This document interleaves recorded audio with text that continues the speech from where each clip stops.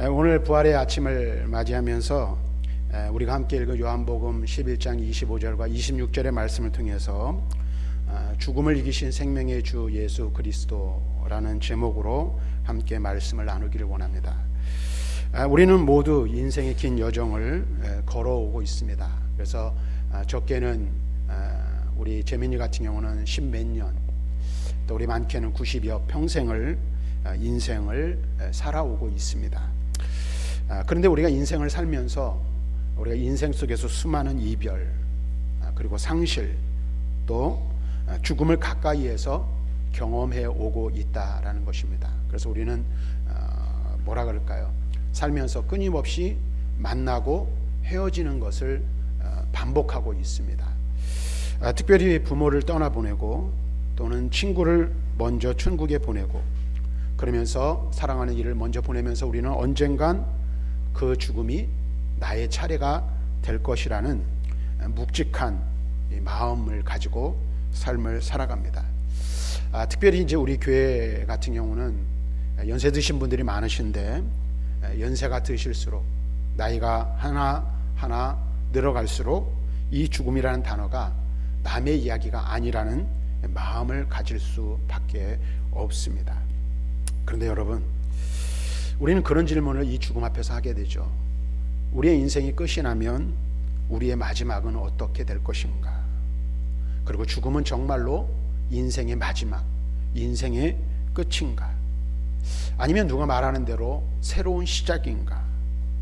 이 질문 앞에 서면 우리 사람들은 아무리 지혜로운 사람이라도, 아무리 힘이 강한 사람이라도, 많은 권세와 권력, 재물을 가진 사람일지라도 얼마나 우리의 존재가 연약한 존재인가, 연약한 존재일 뿐이라는 사실을 깨닫게 된다라는 것이죠.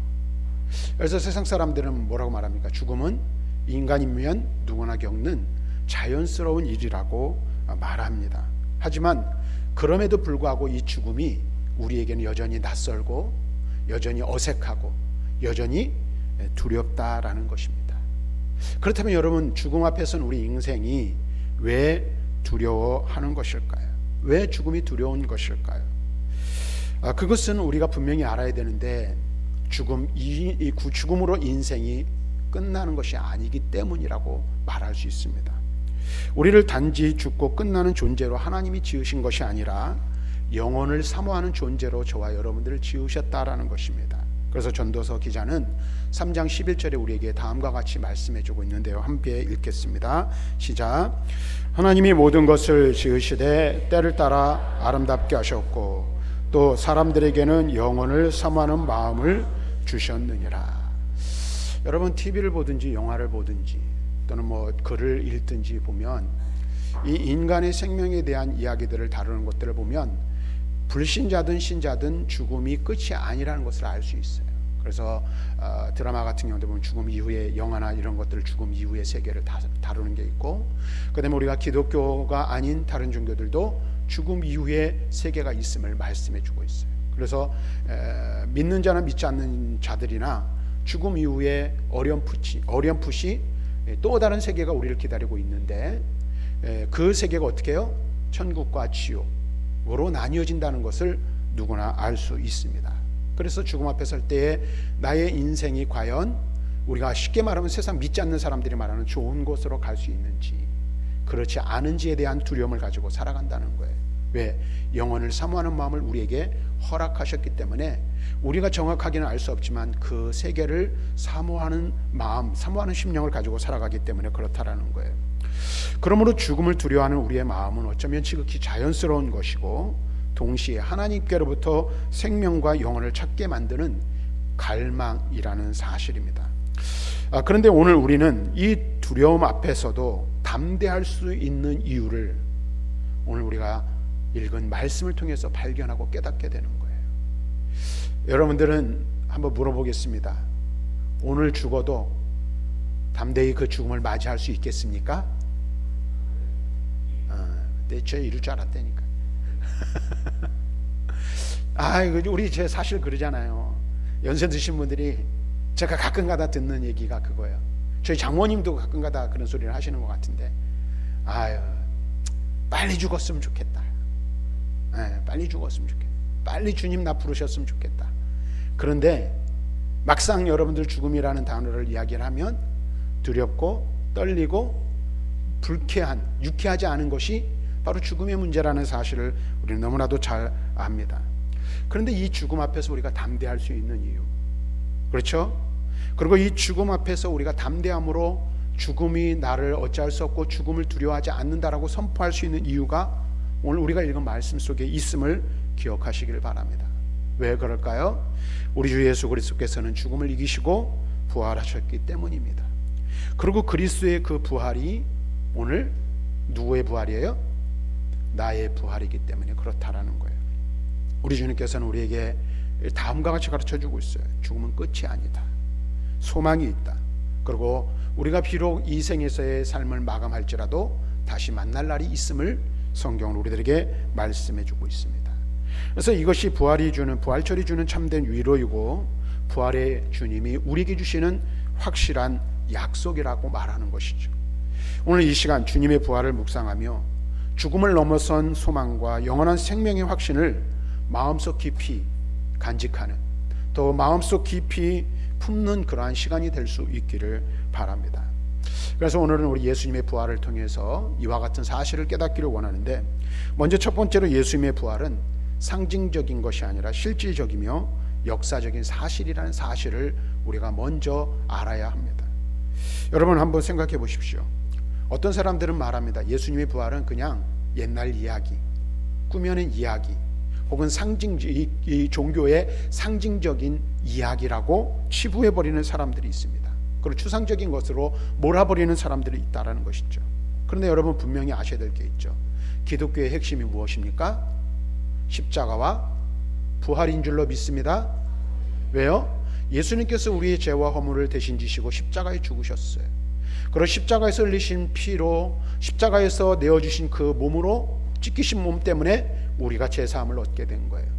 그리고 또 주님께서 다시 살아나심으로 우리가 주님의 부활로 말미암아 의롭게 되었음을 우리는 믿습니다. 그래서 기독교에서 부활과 십자가를 빼놓고 기독교를 이야기할 수 없는 거예요.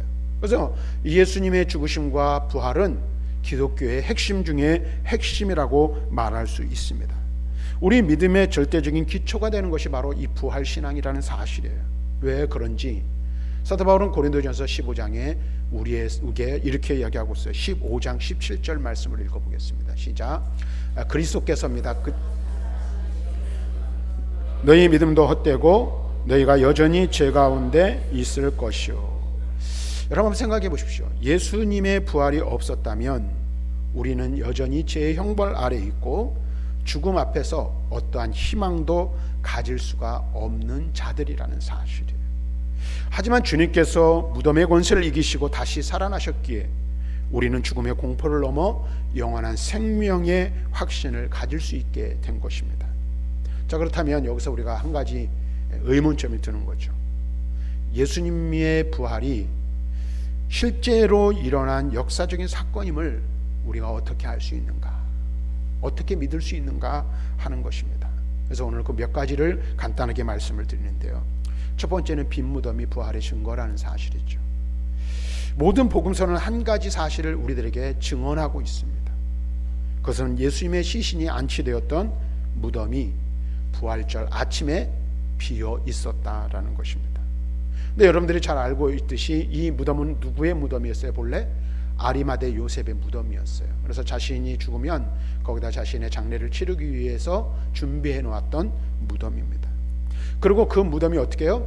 모든 사람에게 그 위치가 알려졌어요. 그리고 더 중요한 것은 무엇입니까?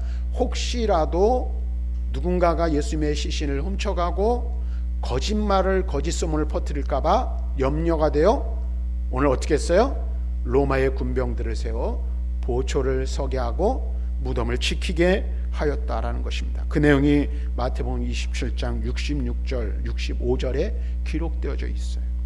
그런데 부활의 아침 이 여인들이 무덤을 찾았을 때 무덤은 이미 비어 있었고 천사들은 다음과 같이 이 여인들에게 증언하고 있는 것을 보게 돼요. 마태복음 28장 6절 말씀을 같이 읽습니다. 시작. 그가 여기 계시지 않고 그가 말씀하시던 대로 살아나셨느니라. 와서 그가 누우셨던 것을 보라. 빈 무덤인 이유가 무엇입니까? 죽으셨던 예수님께서 다시 살아나셨다라고 천사들이 알려주고 있는 것을 볼 수 있어요. 근데 여러분, 만약에 생각을 해보십시오. 만약에 예수님의 부활이 꾸며낸 이야기, 거짓된 이야기라면 빈 무덤을 설명할 방법이 없는 거예요. 당시 유대 지도자들이 예수님의 부활을 막기 위해 무덤을 봉인하고 군사들을 세워 지켰지만 그들은 예수님의 시신을 찾을 수가 없었어요. 그 누구도 예수님의 시신을, 죽은 시신을 공개하지 못했다라는 것입니다. 다시 말하면 세상 권력도 군사력도 예수님의 부활을 막지 못했다라는 사실을 우리는 알 수가 있어요. 그래서 예수님의 부활이 확실한 것은 그의 빈 무덤이 그것을 증명하고 있다라는 거예요. 그 다음에 두 번째로는 수많은 부활의 목격자들이 있고 그들의 증언이 뒤따르고 있다는 것이죠. 여러분 한번 생각해 보십시오. 예수님의 부활은 아주 몇몇 사람, 적은 소수의 사람들이 환상이나 환청을 보거나 들은 것이 아니라는 사실입니다. 성경은 뭐라고 증언하고 있습니까? 수많은 사람들이 실제적인 경험에 근거한 사건임을 말씀해주고 있어요. 그래서 바울은 고린도전서 15장에 이 중요한 증언을 해주고 있는데 6절 말씀해 보니까 이렇게 말씀하고 있어요. 시작. 그 후에 500여 형제에게 일시에 보이셨으나 그 중에 지금까지 대다수는 살아있고 어떤 사람은 잠들었으며. 자, 바울이 고린도 교회에 보내는 편지에서 이렇게 말하고 있어요. 그 후에, 부활하신 후에 500여 형제, 그러니까 500여 명의 사람들이 동시에 부활하신 주님을 보았다는 거예요. 우리가 요한복음이라든지 복음서에서 보면 알 수 있는 것이, 부활하신 주님은 우리와 똑같은 육체를 가지셨으나 시간과 공간을 초월하시는 분이심을 우리가 알 수 있어요. 자, 그런데 여러분 보세요. 500여 명에게 한꺼번에 보이셨다. 또 마가복음 16장 9절에 보니까 막달라 마리아와 여인들이 목격자이고, 누가복음 24장 13절부터 35절의 말씀에 보면 엠마오로 내려가던 두 제자들이 부활의 증인임을 알 수가 있고, 또 요한복음 20장 말씀에 보니까 제자들에게 여러 번 나타났음을 우리에게 증거해 주고 있어요. 특별히 20장 27절에 보면 예수님께서 예수님의 부활을 의심하는 도마에게 뭐라고 말씀하세요? 내 못자국 난 손가락에 손으로 넣어보고 내 창 옆구리에 난 창자국에 너의 손을 넣어봐. 나의 부활을 실제적으로 경험하도록 하라. 믿는 자가 되라고 말씀하고 있는 것을 볼 수가 있어요. 그 다음에 사도행전 9장의 말씀에 보면 더 중요한 말씀이 있죠. 기독교인들의 핍박자요, 복음을 방해하는 방해자였던 바울이 다메섹, 오늘날로 말하면 다마스커스로 가는 길가에서 누구를 만납니까? 부활하신 주님을 만나 그곳에서 회심하게 되는, 삶의 변화를 일으키는 것들을 보게 되는 거예요. 여러분 한번 생각해 보세요. 단지 한두 사람의 이야기가 아닌, 한두 사람이 본 환청이나 환각 증상이 아닌, 오늘 실제적인 시간과 공간 안에서 이렇게 많은 사람들이 누굴 만난 거예요? 부활하신 예수님을 목격한 거예요. 그것도 한두 명이 아니라 500여 명이 한꺼번에, 또는 반복적으로 제자들에게 다양한 모습으로 다양하게 경험하는 것을 우리는 알 수가 있어요. 그래서 이것은 어떤 특정한 몇몇 사람들의 환상으로 치부해버릴 수 없는 그런 실제적인 사건이라는 사실을 우리는 알 수가 있어요. 그 다음에 또 하나 우리가 예수님의 부활이 확실한 것은 제자들의 급격한 변화, 급진적인 변화를 통해서 예수님의 부활을 확신할 수 있다는 거예요. 가장 강력한 증거 중에 하나는 예수님의 부활 전후 제자들의 삶이 완전히 180도 달라졌다는 것을 통해서 알 수가 있어요. 여러분 한번 생각해 보십시오. 예수님의 제자들이 예수님의 부르심을 받아 사도로 세움을 받았어요. 그리고 3년 반 동안 예수님과 동거동락을 했어요. 그런데 그 동거동락했던 제자들이 어떻게 했어요? 예수님이 붙잡히시자 어떤 사람은 옷을 다 벗고, 어떤 사람은 그냥 36개 준행량을 쳐버리고, 어떤 사람은 예수님의 뒤를 졸졸졸졸 몰래 따라갔지만 붙잡히시는 예수님이 신문당하는 그 현장에 있으면서도 어떻게 해요? 3번씩이나 예수님을 모른다, 부인하는 그런 것들을 볼 수가 있어요. 그런데 그러했던 그들이 어떻게 해요? 부활하신 주님을 만났습니다.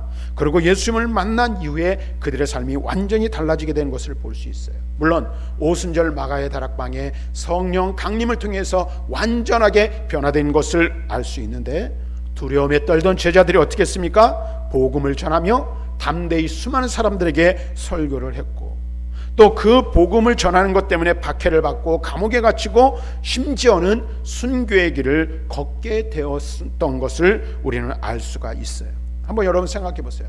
어떻게 비거받은 이들이 순교의 자리, 자기의 목숨을 내어놓는 자리에까지 나아갈 수 있게 되었는가 하는 것입니다. 바로 그것은 부활하신 예수님과의 실제적인 만남을 통해서 그들이 확신을 가질 수 있었기 때문에 그렇다라는 것입니다. 다시 말하면 여러분 보세요. 가장 확실한 사실을 내가 직접 경험을 했어요. 그러면 목에 뭐가 들어와도, 칼이 들어와도 바른 소리를 할 수밖에 없는 거예요. 바로 예수님의 제자들이 부활하신 주님을 만났기에, 그리고 그들이 그의 삶을 통하여 직접적으로 그것을 경험하고 목격하였기에 거짓말을 할 수 있는 상황에 이르지 못했다라는 것이죠. 오늘 우리가 분명히 알아야 돼요. 그래서 그들은 목숨을 걸고 부활하신 주님의 복음을 외칠 수밖에 없었던 것입니다. 사도행전 2장 32절에 그래서 이렇게 말해요. 함께 읽습니다. 시작. 이 예수를 하나님이 살리신지라 우리가 다 이 일의 증인이로다. 하나님이 살리신 그 예수를 그들이 직접 그들의 눈으로 보았고 그들의 삶을 통하여 경험하였기에 그것의 증인이 될 수밖에 없었음을 우리에게 말씀해주고 있는 거예요. 거짓을 위해 죽는 이는 있을 수 없습니다. 하지만 이들은 죽음을 감수하면서 예수님의 부활을 증언하였던 거예요. 왜? 그들이 부활하신 주님을 만나고 목격하였기 때문에 그렇다라는 거예요. 그 다음에 또 한 가지 이 부활이 확실한 것을 우리는 역사적인 사실을 통해서 알 수 있는데, 유대교 전통에 의하면 언제가 쉽게 말하면 예배를 드리는 날일까요? 오늘날 우리나라 우리가 지금 사용하고 있는 요일로 치면 토요일이 안식일이에요. 그날이 유대인들은 제사 드리는 날, 예배 드리는 날이에요. 그런데 초대교회는 안식일 곧 토요일날 예배하지 않았어요. 그날을 어디로 옮겼어요? 주일날로 옮겼어요. 우리가 주일을 말하는데 그냥 썬데이가 아니라 뭐예요? 주일이라고 말해요. 이 날은 무슨 날입니까? 주님의 날이에요. 왜 주님의 날입니까? 주님께서 죽음의 권세를 이기시고 부활 승리하신 날이기 때문에 그렇다라는 것입니다. 여러분 생각해 보세요. 도대체 무슨 일이 있었기에 이 수백 년 동안 이어졌던 유대의 전통을 뒤집어 엎고 새로운 날 많은 유대인들이 모여 예배하게 되었을까요? 그 이유는 단 한 가지예요. 부활하신 예수님께서 그날 무덤을 여시고 다시 살아나셨기 때문입니다. 그래서 부활은 단지 교리를 만든 것이 아니라 실제 공동체의 삶과 방향을 완전히 바꾸는 결정적인 사건이 부활의 사건이라는 사실을 알 수가 있습니다. 그러니까 뭐 부활에 대한 이야기, 그 다음에 아까 이게 간단하게 말씀드렸지만 부활의 실제적인 역사적인 사실이고 실제적인 사실을 증언함에 있어서는 시간이 모자랄 정도로 우리가 너무나도 많은 것을 알 수 있어요. 그래서 이 부활은 역사적이고 실제적인 사건이라는 사실, 이 사실을 성경이 우리들에게 증언해주고 있고 수많은 증인들이 우리들에게 증언해주고 있음을 알 수가 있습니다. 그렇다면 이제 우리가 생각할 것은 이 부활이 도대체 나와 무슨 관계가 있느냐는 거예요. 예수님이 살아나신 이 부활, 다시 살아나신 것이 오늘날 저와 여러분들에게 어떤 관계가 있는지를 생각해 보아야 한다는 거예요. 이 예수님의 부활은 죽음을 넘어선 생명의 보증이 되시기 때문에 이 날이 중요하다는 것입니다. 예수님께서는 마르다에게 이렇게 말씀하세요. 25절에 나는, 한번 같이 읽어볼까요? 시작. 나는 부활이요 생명이니. 나는 부활이요 생명이니 라고 말씀하고 있는데, 이 말씀은 단지 내가 다시 살아날 거야 라는 것만 말하는 게 아니라는 거예요. 이 말의 의미는 예수님 그 자체가 생명의 근원이시며 죽음을 이기게 하시는 능력의 주님이시라는 사실을 우리들에게 가르쳐주고 있는 거예요. 오늘 우리는 이 사실을 믿어야 합니다. 사랑하는 성도 여러분, 우리는 모두 언젠간 이 땅에서의 삶을 떠날 날이 올 거예요. 이 육신의 장막을 벗을 날이 도래하게 될 거예요.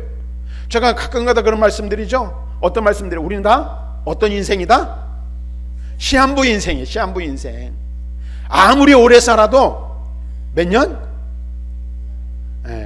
요새 장수하는 사람이 한 120세 사시는 분들인데 아무리 오래 살아도 120년. 근데 여러분 보세요. 시편 90편에서 말하는 것처럼 우리의 삶이 그렇게 긴 거 같고 120년 하면 우와 아직도 머리 한참 남았네. 저 같은 경우는 한 60년을 더 살아야 되거든요. 60년 가량을 더 살아야 되네. 근데 한번 생각해 보세요. 이야 60년 더 살아야 되면 끔찍하잖아요. 여러분들 끔찍하지 않으신가요? 그런데 한번 돌아와 보세요. 지금까지 60년을 살고 70년을 살고 90년을 살았는데 시편 기자가 90편에서 고백하고 있는 것처럼 어떻게 해요? 화살처럼 날아가니 신속히 날아가는 게 인생이라는 거예요. 그렇죠? 숨 한번 쉬고 나니까 벌써 70이 되고 80이 됐다는 얘기죠. 이게 인생이라는 거예요. 그래서 우리 인생은 아무리 오래 살고 장수한다 할지라도 결국은 우리의 인생은, 우리의 날수는 정해져 있는 거예요. 언젠가는 죽음을 경험할 수밖에 없는 게 저와 여러분들이라는 사실입니다. 그런데 우리가 이 죽음 앞에서 말씀드렸지만 두려워하지 않을 수 있는 이유, 두렵지 않다라고 선포할 수 있는 이유가 무엇입니까? 바로 오늘 예수님을 믿는 자는 죽음이 끝이 아니라 새로운 시작이고 또 다른 세계가 우리를 기다리고 있기 때문에 그렇다라는 거예요. 또 다른 인생이 우리를 위해 준비되어 있다는 거예요. 그래서 바울은 빌립보서 3장 20절에 이렇게 말하고 있어요. 같이 한번 읽어봅니다. 시작. 그러나 우리의 시민권은 하늘에 있는지라 거기로부터 구원하는 자 곧 예수 그리스도를 기다리노니. 우리의 시민권이 어디에 있다고요? 하늘에 있습니다. 하늘에. 우리는 어디로 이주해 가는 걸? 죽음은 끝이 아니라 이 세상에서의 삶을 마치고 어디로 이주하는 거예요? 하나님 나라로 이주하는 거예요. 그리고 그곳에서 우리 주님 이 땅에 재림의 주님으로 다시 오실 때 우리 죽은 자들이 먼저 일어날 수 있도록 하실 때에 그 날을 기다리는 거예요. 그 다음에 사도행전 24장 15절에 보니까 이렇게 말하고 있습니다. 같이 읽습니다. 시작. 그들이 기다리는 바 하나님께 향한 소망을 나도 가졌으니 곧 의인과 악인의 부활이 있으리라 함이니이다. 의인과 악인의 부활이 있을 것이라 말했어요. 지난번에 한번 설명을 드린 것 같은데 여러분 보세요. 믿는 자도 영생합니다. 그러나 믿지 않는 자들도 영생을 해요. 근데 영생의 질이 다르고 차원이 다른 거예요. 어떻게 다르죠? 우리는 생명의 부활로 영원한 생명을 누리며 영생 복락을 하는 거예요. 하나님 나라에서 영원한 평화를 누리는 거예요. 그러나 불신자들은 어떻게 됩니까? 영원한 지옥에서 고통 중에 영생을 하는 거예요. 그래서 우리 믿는 자들이 복된 거예요. 믿는 자들의 죽음이 복된 거예요. 그래서 요한계시록에서는 그 불신자들이 영원히 사는 그 삶을 너무나 고통스러워서 뭐라고 표현하고 있어요? 둘째 사망이라고 표현하고 있는 거예요. 둘째 사망. 죽음과 같은 고통. 그 고통이 영원히 계속되는 것이 불신자들의 최후라고 성경은 말하고 있어요. 그런데 우리는 어떻습니까? 주님과 함께 영원한 천국에서 새 예루살렘에서 새 하늘과 새 땅에서 영생 복락을 누리며 살게 될 줄로 믿습니다. 오늘 우리가 이 사실을 분명히 알아야 돼요.